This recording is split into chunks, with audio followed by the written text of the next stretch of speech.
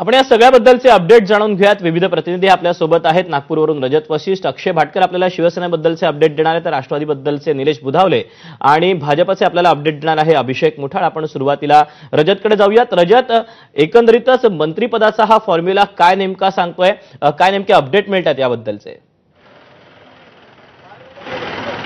दीपक, भाजपला 21 मंत्रिपदं मिळतील, तर शिवसेनेला 12 आणि राष्ट्रवादी काँग्रेसला 10 अशा पद्धतीने 43 जे मंत्रिमंडळात मंत्री राहू शकतात त्याचा वाटप करण्यात आलेलं होतं। आणि आज जी माहिती समोर आलेली आहे, भाजपने त्यांच्या कोट्यातील 21 मंत्र्यांपैकी एक मुख्यमंत्री ऑलरेडी शपथ त्यांनी घेतलेली आहे।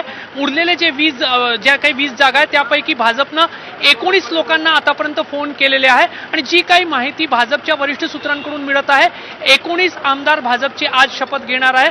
त्यामुळे भाजपच्या आमदारांची मंत्रिपदाची संख्या जी आहे ती 20 पर्यंत जाईल मुख्यमंत्र्यांना घेऊन। आणि याच पद्धतीने राष्ट्रवादी काँग्रेसचे एक उपमुख्यमंत्री आणि इतर 9 मंत्री अशा पद्धतीने 10 मंत्री राहतील, तर शिवसेनेचे एक उपमुख्यमंत्री आणि 11 इतर मंत्री अशा 12 मंत्री राहतील।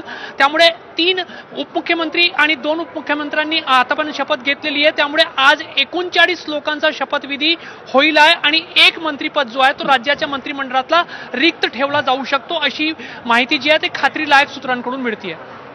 म्हणजे तुम्ही राहाच आपल्यासोबत, याबद्दलचे आणखी अपडेट जाणून घ्यायचेत। आपण यानंतर शिवसेनेबद्दलचे अपडेट जाणून घेऊयात। शिवसेनेकडून 12 आमदारांना सध्या मंत्रिपदासाठी फोन गेल्याची माहिती मिळते। शिवसेनेकडून प्रताप सरनाईक, योगेश कदमांना मंत्रिपदाची लॉटरी लागली। आशिष जयस्वाल, भरत गोगावले, प्रकाश आंबेडकरांनाही मंत्रिपदाची संधी या दरम्यान पाहायला मिळते। तर उदय सामंत, शंभूराज देसाई, दादा भुसे यांना पुन्हा मंत्रिपद मिळणार आहे। गुलाबराव पाटलांना देखील मंत्रिपद कायम राखण्यात यश मिळालेलं आहे। आपण याबद्दलचे अपडेट जाणून घेऊयात। अक्षय भाटकर आपल्यासोबत आहे। अक्षय, काही जुने चेहरे कायम आहेत, तर काही नवीन चेहऱ्यांना शिवसेनेकडून संधी देण्यात येते। नवीन चेहऱ्यांपैकीच आपल्याबरोबर प्रताप सरनाईक सर आहेत। सर, काय सांगाल, आपल्याला मंत्रिपदाची लॉटरी लागली किंवा आपलं नाव आहे मंत्रिपदामध्ये? तुमची वाक्यरचना जी लॉटरीची आहे तर ती लॉटरी नाही। एक सर्वसामान्य कार्यकर्ता जेव्हा मेहनत करतो, काम करतो, तेव्हा तो नगरसेवक होतो, महापौर होतो, आमदार होतो, कधी खासदार होतो, कधी त्याला मंत्रिपद मिळतं, त्याच्या मेहनतीचं फळ त्याला मिळत असतं। त्यामुळे लॉटरी हा शब्दप्रयोग बरोबर नाही असं सर्वात आधी मी तुम्हाला सांगू इच्छितो। आणि मी शेवटी शिवसेनेचा एक शिवसैनिक गेल्या अनेक वर्षापासून, म्हणजे 30 वर्षापासून शिंदे साहेबांबरोबर काम करतोय। त्यांची कार्यपद्धतीची मला जाणीव आहे आणि खांद्याला खांदा लावून त्यांच्यावर गेल्या अनेक वर्षापासून काम करत असल्याप्रमाणे एकनाथ शिंदे साहेबांना कधी कोणाला काय द्यायचं याची पूर्ण कल्पना असते।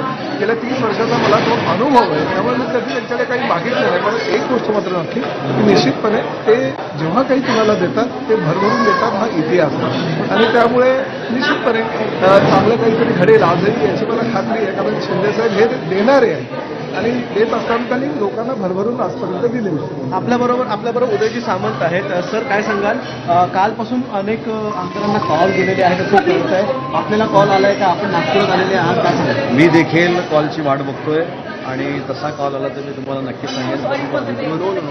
माननीय एकनाथ शिंदेसाहेब ज्यावेळी सांगतील त्यावेळीच मंत्रिपदाची शपथविधी होईल।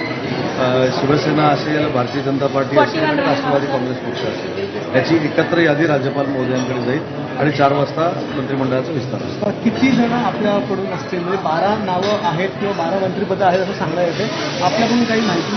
खरं तर 12 आहेत की 13 आहेत की 11 आहेत हे आपल्याच चॅनलमधून आम्ही बघतोय। एकनाथ शिंदेसाहेब याची अधिकृत घोषणा करतील। एकनाथ शिंदेसाहेब देखील 1 वाजता नागपूरमध्ये पोहोचत आहेत, त्यांचं देखील जंगी स्वागत होतं आहे, मुख्यमंत्र्यांचं देखील जंगी स्वागत होतं आहे आणि आम्ही सगळे माननीय एकनाथ शिंदेसाहेबांच्या नेतृत्वावर विश्वास ठेवून काम करतो।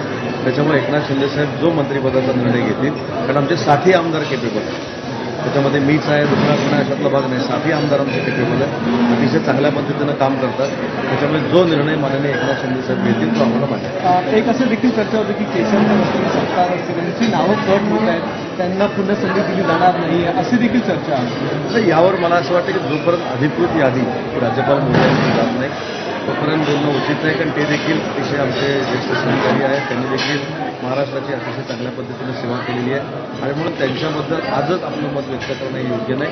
ते देखील आमचे सहकारी आहेत, त्यांचं देखील पक्षवाढीसाठी योगदान फार मोठं आहे. परंतु शेवटी राजकारणामध्ये मंत्रिपद कोणाला द्यायचं कोणाला नाही द्यायचं हा नेत्याचा व्ह्यू असतो आणि आमचा सगळ्यांचाच विश्वास एकनाथ शिंदे साहेबांवर नक्की आहे की योग्य ते निर्णय घेतील. धन्यवाद सर आमच्याशी बातचीत केल्याबद्दल. तर शिवसेनेचे अनेक नेते हे सध्या रेडिसन ब्लू या हॉटेलमध्ये थांबलेले आहेत आणि आपल्याबरोबर अनेक 2 नेते होते. आता योगेश कदम देखील ज्यांना या ठिकाणी मंत्रिपद मिळणार असे सांगितले जाते, हे देखील योगेश कदम सर देखील आपल्याबरोबर आहेत. सर आपल्याला कॉल आलाय का आणि काय सांगाल मंत्रिपदासाठी आपलं नाव देखील चर्चेत? अधिकृत घोषणा तर काही वेळामध्ये होईल अशी अपेक्षा आम्हाला आहे. शिवसेना पक्षामधील शिवसेना मला संधी देतील आणि महाराष्ट्रातील सेवकांची संधी आणि कोकणाचा विकास करायची संधी त्याप्रमाणे देतील असा मला विश्वास आहे. धन्यवाद सर आमच्याशी बातचीत केल्याबद्दल. तर आपण बघत होतात हे शिवसेनेचे सर्व नेते एकत्र हे रेडिसन ब्लू या हॉटेलमध्ये होते आणि त्या सगळ्यांचे हे एक सांगणं आहे की कशा प्रकारे त्यांना अजूनही कॉल आले नाहीत, मात्र कॉल येण्याची सगळे त्यांना प्रतीक्षा बघतात आणि जे काही स्वाभाविकच शिवसेनेच्या आमदारांना प्रतीक्षा आहे अक्षय. आणि अधिकृत घोषणा कधी होते याबद्दलची तुर्तास अक्षय तू राहाच आपल्यासोबत. खरं तर गेल्या काळामध्ये मंत्रिपदाची आस लावून बसलेल्या भरत गोगावलेंना यंदा मात्र